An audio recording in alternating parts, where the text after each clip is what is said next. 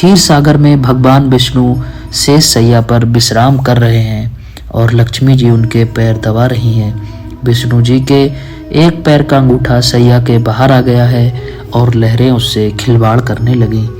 क्षीर सागर के एक कछुए ने जब इस दृश्य को देखा और मन ही मन यह विचार कर रहा है कि यदि भगवान विष्णु के अंगूठे को वह अपनी जीभा से स्पर्श कर लेता है तो उसका मोक्ष हो जाएगा। यह सोचकर वह उसकी तरफ बढ़ा। उसे भगवान विष्णु की ओर आते हुए देख शेषनाग जी ने देख लिया और कछुए को भगाने के लिए जोर से फुंकारा। फुंकार सुनकर कछुआ बेचारा वहां से भागकर छुप गया। कुछ समय पश्चात जब शेष जी का ध्यान हट गया तो उसने पुनः प्रयास किया। इस बार देवी लक्ष्मी की दृष्टि उस पर पड़ गई और उन्होंने उसे भगा दिया। इस प्रकार उस कछुए ने अनेकों प्रयास किए पर शेष जी और लक्ष्मी माता के कारण उसे कभी सफलता नहीं मिली। यहाँ तक कि सृष्टि की रचना हो गई और सतयुग बीत जाने के बाद त्रेता युग आ गया। इस मध्य उस कछुए ने अनेकों बार अनेक योनियों में जन्म लेने के बाद प्रत्येक जन्म में भगवान की प्राप्ति का प्रयत्न किया। उसने अपने तपोबल से दिव्य दृष्टि को प्राप्त कर लिया था।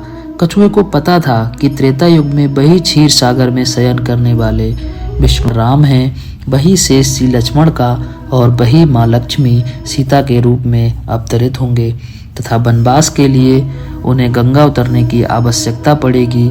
इसलिए वह कछुआ वहां केवट बनकर आ गया। एक युग से भी अधिक काल तक तपस्या करने के कारण उसने प्रभु के सारे मर्म जान लिए थे। इसलिए उसने राम से कहा था कि मैं आपके सारे मर्म जानता हूँ। संत श्री तुलसीदास जी भी इस तथ्य को जानते थे, इसलिए अपनी चौपाई में केवट के मुख से कहलवाया है कि कहे कि तो हमार मर्म में जाना। केवल इतना ही नहीं, इस बार केवट इस अवसर को किसी भी प्रकार हाथ से जाने देना नहीं चाहता था। उसे याद था कि शेषनाग क्रोध करके फुंकारते थे और वह डर जाता था। अब की बार वे लक्ष्मण के रूप में मुझ पर अपना बाण भी चला सकते हैं, पर इस बार उसने अपने भय को त्याग दिया था। लक्ष्मण के तीर से मर जाना उसे स्वीकार था, पर इस अवसर को वह खोना नहीं चाहता था।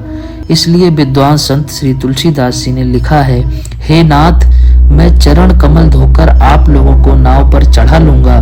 मैं आपसे उतराई भी नहीं चाहता। हे राम, मुझे आपकी दुहाई और दशरथ जी की सौगंध है, मैं आपसे बिल्कुल सच कह रहा हूँ। भले ही लक्ष्मण जी मुझे तीर मार दें, पर जब तक मैं आपके पैरों का उपहार नहीं लूंगा तब तक हे तुलसीदास के नाथ, हे कृपालु, मैं पार नहीं उतारूंगा।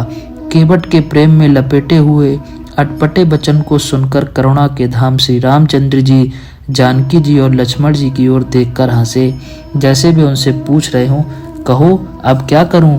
उस समय तो केवल अंगूठे को स्पर्श करना चाहता था और तुम लोग इसे भगा दिया करते थे, पर अब तो यह दोनों पैर मांग रहा है।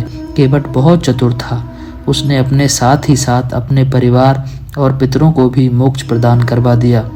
चरणों को धोकर पूरे परिवार सहित उस चरणामृत का पान करके उसी जल से पितरों का तर्पण करके अपने पितरों को भवसागर से पार कर फिर आनंद पूर्वक प्रभु श्री रामचंद्र जी को गंगा के पार ले गया। उस समय का प्रसंग है जब केवट भगवान के चरण धो रहे हैं। बड़ा प्यारा दृश्य है।